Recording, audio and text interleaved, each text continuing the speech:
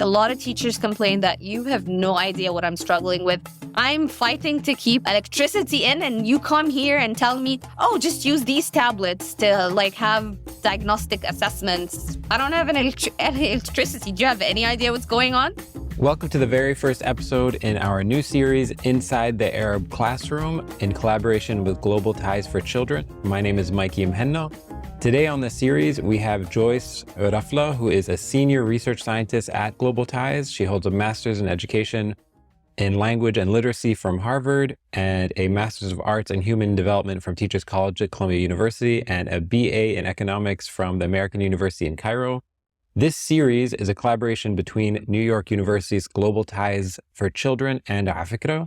Global Ties for Children is an international research center based in New York University focused on supporting education and child development research in low and middle income and crisis-affected contexts.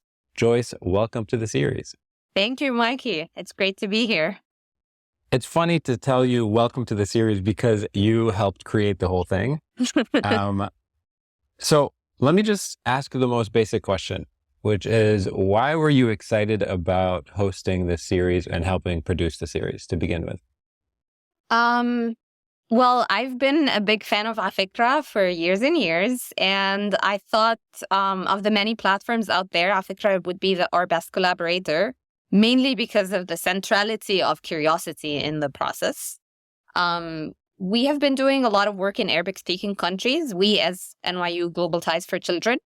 And we've noticed that everyone is talking about the basic common problems in education, especially for low-income Arab countries.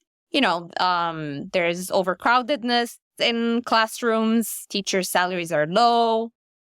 Most of the Ministry of Education budgets are mainly directed to staff. So how can you implement any reform without having any money for it? And privatization is a problem. All of these, you can find them in reports, books, journal articles. What we felt is a couple of things were missing from the conversation. One, the story itself was missing. The story of what's going on, inside the Arab classroom, as the title of our podcast series dictates. What is the experience of an Arab student going to school with a heavy bag of books on their back? What do they feel like? What promise does education provide or doesn't provide? Are there common problems? What are the differences? The other thing is we have been producing a lot of what we call public goods as a center, and we wanted to be known that we've been doing that, so that anyone who's looking for tools or assessments or just want to know where to go, we are one place where you can go. And we thought this podcast series would also be a platform to put together some of what we think are the prominent Arab thinkers in education across the Arab world who've spent a lot of time thinking about this, and to invite the afikra listeners to be curious about education and what's going on, just like we are very excited about it. Yeah. How do you feel, where do you think the disconnect is? The idea is to take the listeners inside the Arab classroom, right? Yes. Do you feel like there's a disconnect mostly between the broader public and what's happening in the classroom? Or is it there's a disconnect from the sort of research centers and and the public, or the research centers and the classrooms themselves? Where do you think most of the disconnect lies? Yes, I think there's both are there, but there's a third type of disconnect, which is all the international organizations and all the INGO-led reform that's also disconnected from the contexts in which we work. And I think a central piece of this disconnect is probably the data, because there's a wealth of information and anecdotal evidence, but it's not documented. And the only way policy works internationally, for big organizations like the UN or the World Bank, they rely heavily on data. But then if you look at the EdStats, which is the World Bank's education statistics website, to try and find any data for the Arab world in the past maybe 10 years, you might find some, but not all. and anecdotal evidence is not really incorporated in the research. So again, research centers are disconnected from the public. And then the public don't know what good reform looks like. So they don't know how to hold their policymakers accountable for good reform or bad reform. So that's kind of the pieces that I would want us to explore in this podcast series. I want to come back to that idea of like what good reform looks like. But before we get to it, what is global ties? And this is a question that I asked you the first time I met you. Right. Which was like, what is this? What is this institution? It is a question we ask ourselves every day. I have to tell you. Yeah. So what is global ties? So I think that we're kind of, how do I explain us? So this is me. This is not like our communication team or anything. We're a bunch of education nerds who are very excited about education and about trying to make education better for citizens of low and middle income countries. We are interested in measurement. How can we measure impact? So our bread and butter, our like focus is impact evaluations. How can we measure whether a reform or a program is really effective in improving education for students? So that's like our central piece, if you will. And how can we use this information to advise policymakers in low and middle income countries? We've worked across the globe, in sub-Saharan Africa, in Southeast Asia, and in the Arabic-speaking world. We started in 2014, and then shortly after we started getting a lot of projects in the Arab world as well. So we had a couple of big projects. We had a project called Equal, Education, Quality, and Learning for All, where we tried to establish like a research network for Arab researchers working specifically in education research. So yeah, we're interested in that. And shortly after the George Floyd incidents took place, we started thinking how we can change. Like we asked ourselves, what is global ties? And we noticed that we wanted to decenter our voices as a research center in the global north. And that meant very practical changes in how we do our things. For example, instead of coming in with our research tools, we now strive to build the research tools collaboratively in the contexts where we work so that they resonate, they're meaningful. And we also were interested that since we're working in the Arab world, we probably need to hire way more Arabs than we have right now. So we're slowly fighting the system, if you will. So that's kind of what global ties is, really quickly. Yeah, that's cool. And you guys are mostly based out of New York, but you're just like traveling around. We're traveling around because right now we have a project in Lebanon. We have a couple of projects in Latin America. We have projects in Bangladesh. So we are based in New York University, but we have to travel a lot for work. Yeah. Okay. So, I mean, what do you think people are supposed to be getting out of, the series more broadly? What are you hoping that people sort of get out of this whole process?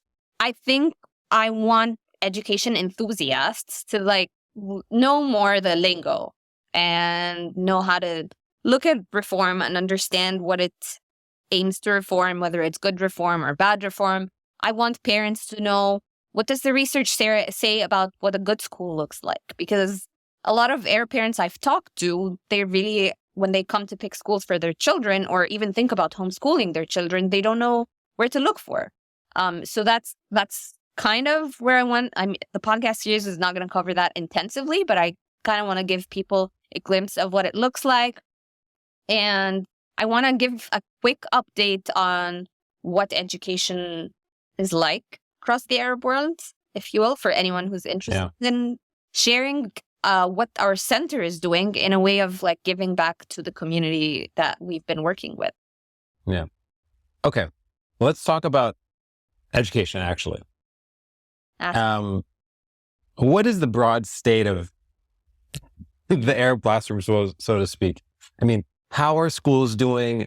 How are students doing? How are ministries of education and school systems doing across the Arab world? Give us a broad brush state of affairs. So you can look at the story of education from two lenses. You can look at the data lens and you could look at the lived experience lens. And both are great and they complement each other. So from the data lens, we have made a lot of significant progress. We have enrollment rates that are very high. We have more girls being educated. But maybe the quality of education itself is not that great. And when we speak about the Arabic-speaking countries, we have to make a huge distinction. We have the low-income Arab countries that includes Egypt, Lebanon, Syria, Palestine. And then we have the GCC Arab countries, Emirates, Saudi.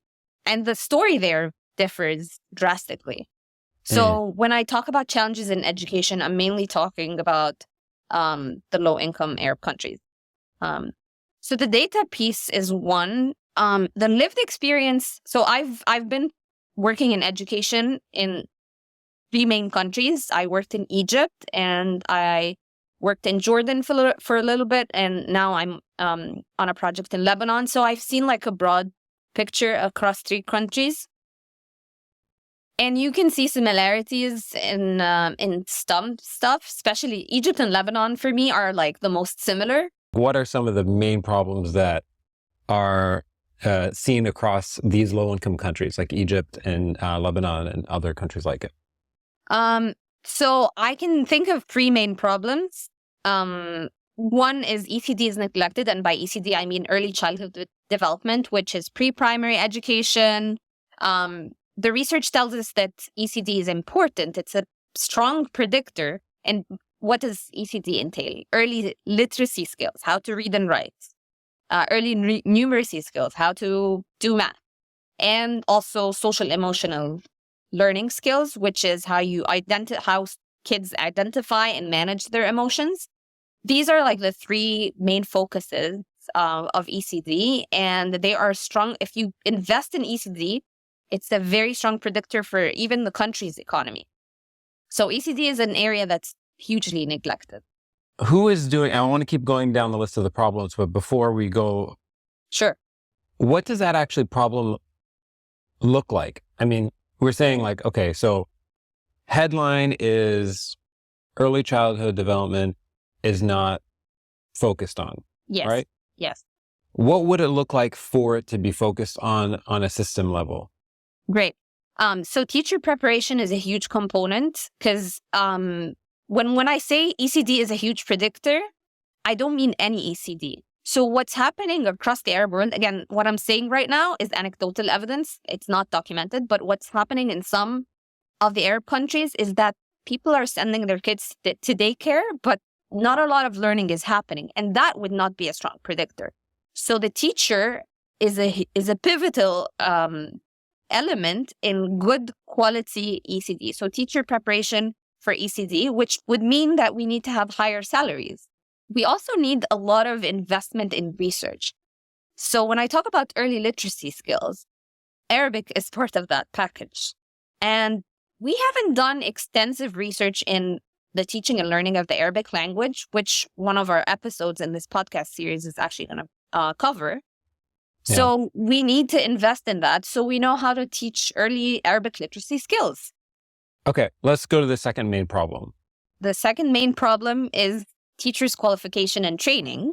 And our center, our colleague, Dr. Lindsay Brown from NYU Ties, worked on a project in partnership with MEHE, the Ministry of Education in Lebanon, and the World Bank to explore an approach of contextualizing and co-constructing practice-based teacher professional development in the region. And it was a success. They had 3 main recommendations, which is shifting teacher professional development from a focus on fragmented, like one-off workshops, to actually teaching them transferable skills, situating teacher-learner opportunities with an existing instructional framework, which means making it something that works for the teachers. And then finally is co-constructing the interventions with practitioners so that there's buy-in and acceptability and feasibility and sustainability. Because a lot of teachers, and this is across the world, a lot of teachers would complain that a lot of the reform they ask teachers to implement is top-down and it's not practical. So then people maybe nominally implement it, but not genuinely buy in. Yeah.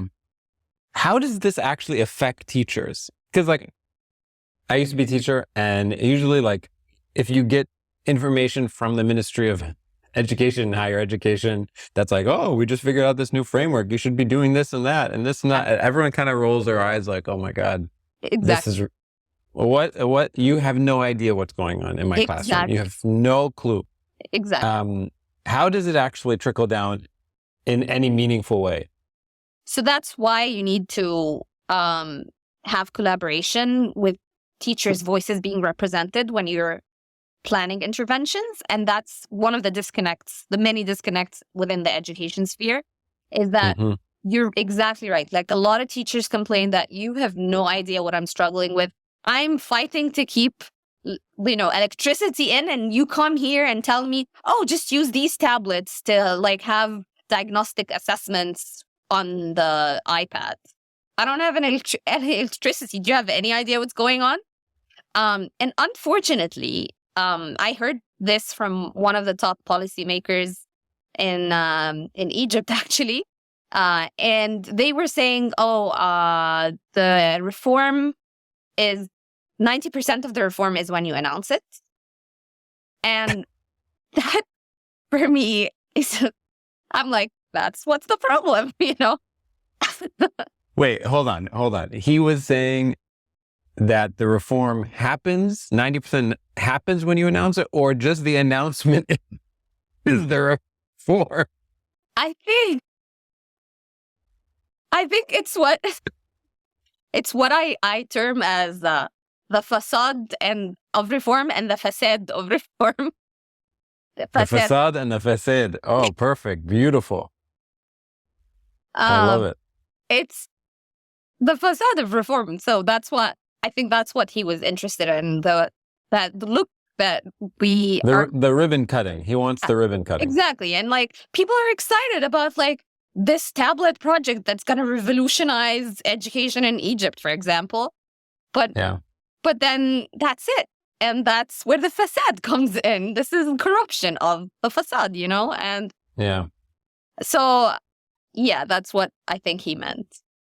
Before we get on to the third main problem. Yeah. Do you think that information and education is precisely the problem, or is primarily the problem for people in a position to make decisions? Or is that the incentive structure is completely wrong? Like they know, right? And the reason why I asked you, like, have we ever been good at early childhood development? Or also additionally, I could say, have we ever been good at teacher training? Like those aren't revolutionary ideas. Those aren't like, oh my God, we should be teaching kids, like young kids. It's important to teach young kids. Or, oh my God, we should make sure that the math teacher is also not the PE teacher and the French teacher and the music teacher, right? Like those aren't like revolutionary ideas. So is it that people literally don't know what interventions to do, or there are structural reasons, systemic reasons that are preventing them or dissuading them or discouraging them from making the right choices?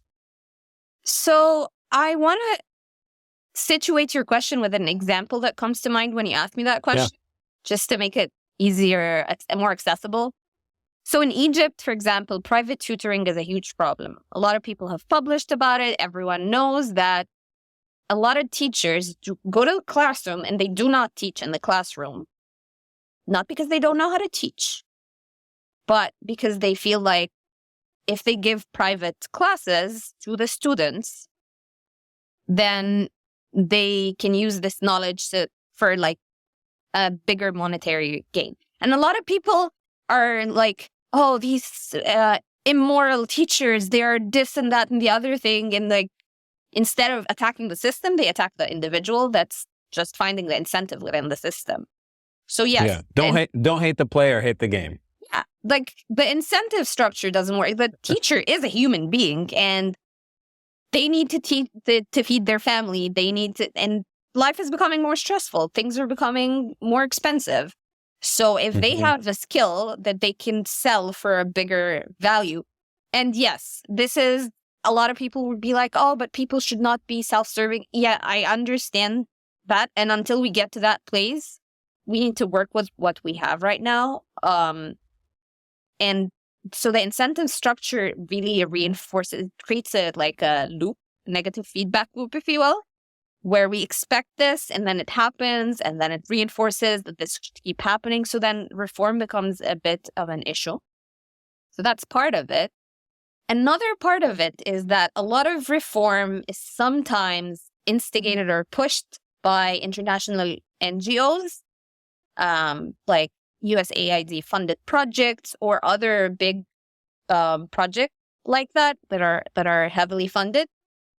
And a lot of INGOs specifically would hesitate to actually interfere and shake the system at its core because they feel it's not Mhm. their place. We need to have a sit down Yeah. as humanity and figure this out.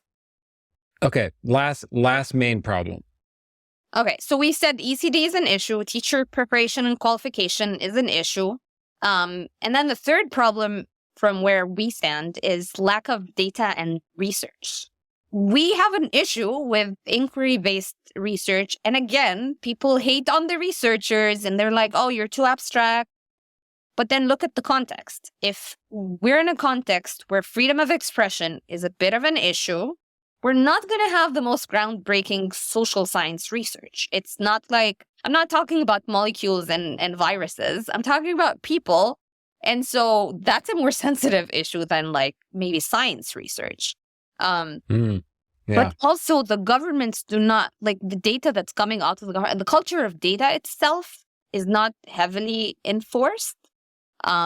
There were times where foreign donors encouraged ministries of education in the Arab world to have what they call EMIS, the Education Management of Information System, where they report on like salaries and expenditure on education as a percentage of GDP. But again, if you look, like I was trying to find some nice statistics to give to our listeners, and I went to the EdStats in the World Bank, and the amount of missing data is overwhelming. So that's an issue because now how do you plan reform? How do you measure whether the reform is working or not if the culture of data and reporting is not there? Yeah. There is an article that was published years ago by the Arab Center of Development by Dr. Ilham Nasser. And she also mentions that families are not incorporated in the system of education reform. And that's an important piece because we always think about school as a standalone, but school exists in a context, and systems thinking is where we should be thinking about this. And we recently did a parenting intervention in Jordan under Ahlan Simsim. And as I was preparing the literature review for the paper of this impact evaluation, I noticed that there's not a lot that has been published about parenting in the Arab world. And there's not a lot of like parenting frameworks or school to parenting collaborations. There's very little that's been thought about and published there. So that's probably Is that an Arab world thing, or just globally people don't look at the family as a unit that's relevant in the sort of education system? No, a lot of wealthy nations focus on like parent-teacher conferences and parent-teacher associations and governance bodies in the UK where parents are part of the decision-making process.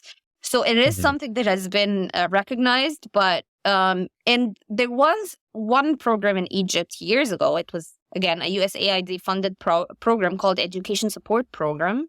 And one of their goals was to establish governing bodies that involved parents.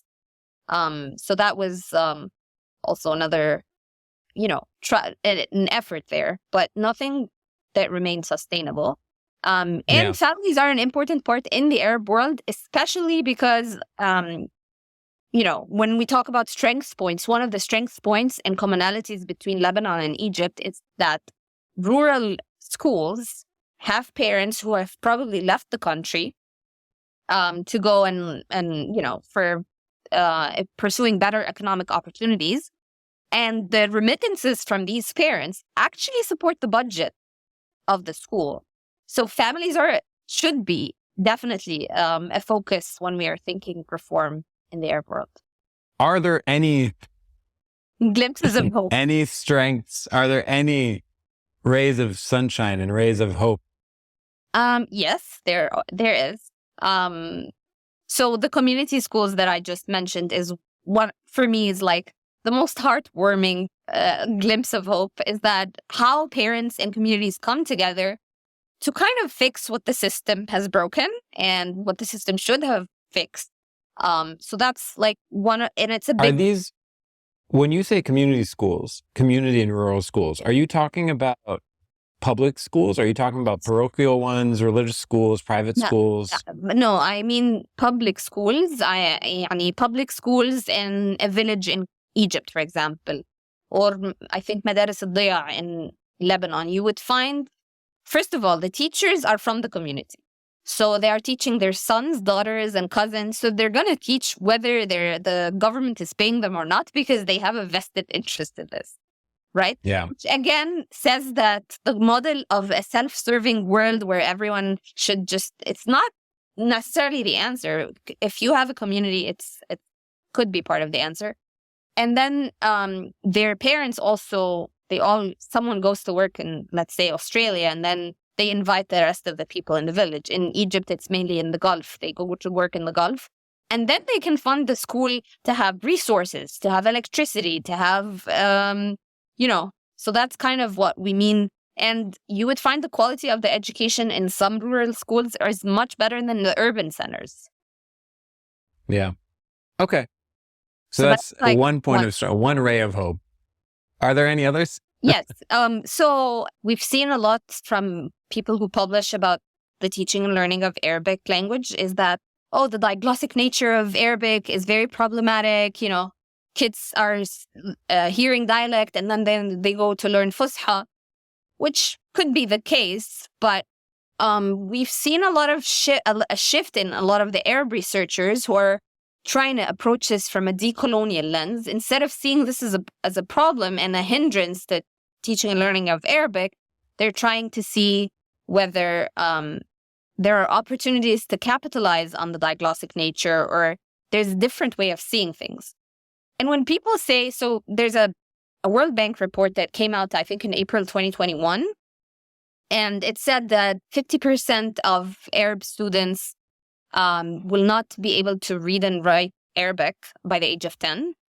And that's an issue because how did you, I'm sure that that's the case. But then you look at the testing of how they test Arabic using specifically EGRA, the early grade reading assessment. And EGRA has a lot of feedback on it that has not been addressed. There are some versions of EGRA that only contain the tashkil or harakat, the diacritics only. And they ask kids to say what that sounds like. And that's kind of, diacritics don't go alone. We don't see Fatha moving along on its own. Fatha comes with a ha or a dal or some letter, Yeah. So then the glimpse of hope here is that there's a lot more pushback that's happening, and that is very good. Let's keep on going to other possible strengths or rays of hope. I think the international development scene is trying to change a little bit. For example, one of the great things about the Kitabi project, which is also going to be covered in one of the episodes, is that we have more Arabs who are in the kitchen. We have more Arab cooks in the kitchen versus other interventions that are purely designed by non-Arabs for the Arab world. And that's an issue. I think the international development world is trying to see how it could be an extension of colonialism and reckon with that and start decolonizing themselves, or, so we have more Arab voices being represented. It's not ideal, but I think it's a ray of hope as well. Yeah. Okay. My last major question for you, which is, how will we know if we're moving in the right direction?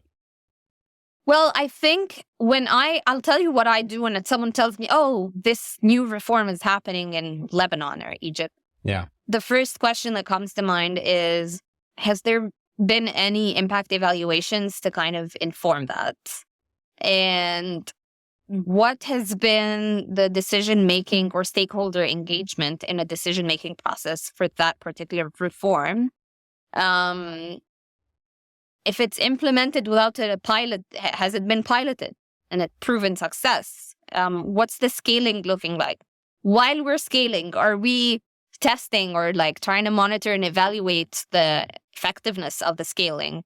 So that's kind of, and how are we going to make sure that also years down the line, this reform is going to be updated, because things change and our countries change. And if you don't change the system, then the incentive structure is going to change and then the reform is going to be moot. Yeah. These are the elements I'd be looking for. Who can we look to as a region and say they are doing it correctly? And I'm going to remove some people. I'm going to remove possible candidates. Okay. Places that have our high income economies, it's not fair to sort of compare, right? Correct. 100%. So let's remove that entire group. I want to answer this question by 3 different Joyces. Joyce from like 10 years ago and 5 years ago and Joyce of today. Amazing. We needed a panel. We needed a panel discussion. So this could be the panel. So I think 10 years ago, I would be like Finland. Finland has been like very much celebrated, the Finnish system, the Finnish reform, blah, blah, blah. Of course, like you said, we can't compare ourselves to Finland. It's a very different context. Maybe 5 years ago, I would have said something like India. Because India is still within our income, it's low and middle income, and they have a lot of people, like Egypt, for example, and they've done successful education reform.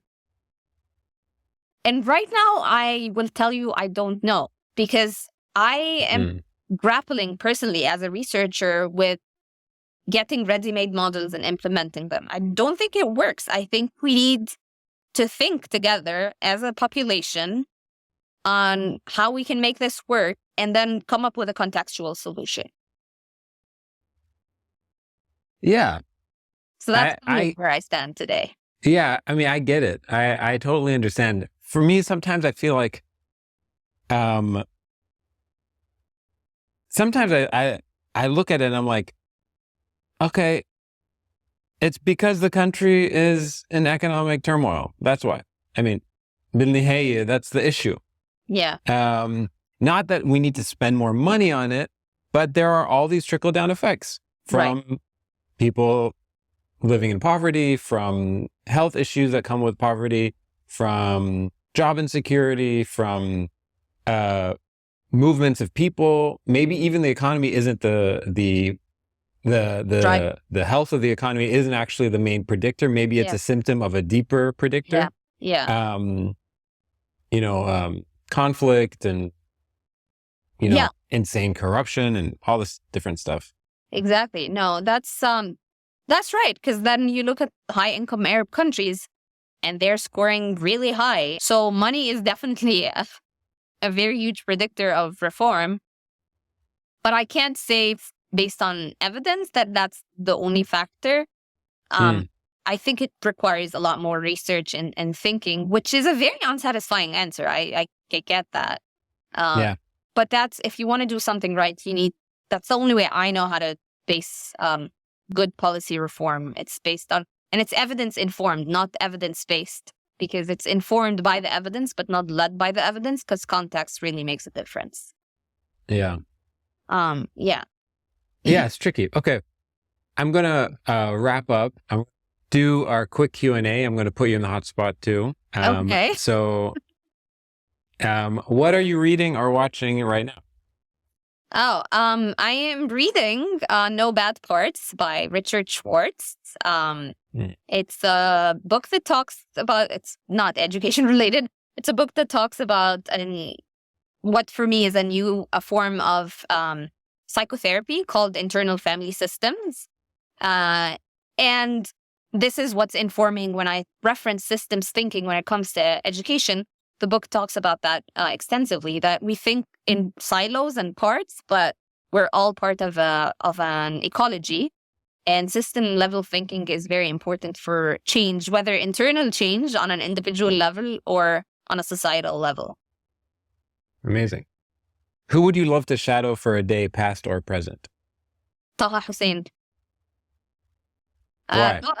Because Taha Hussein wrote a lot about education. He was a minister of education back in the day. I don't necessarily agree with a lot of the stuff he wrote, but I am very intrigued on his thinking. And I wanted to maybe have a couple of arguments with him. Yeah. I like his sunglasses.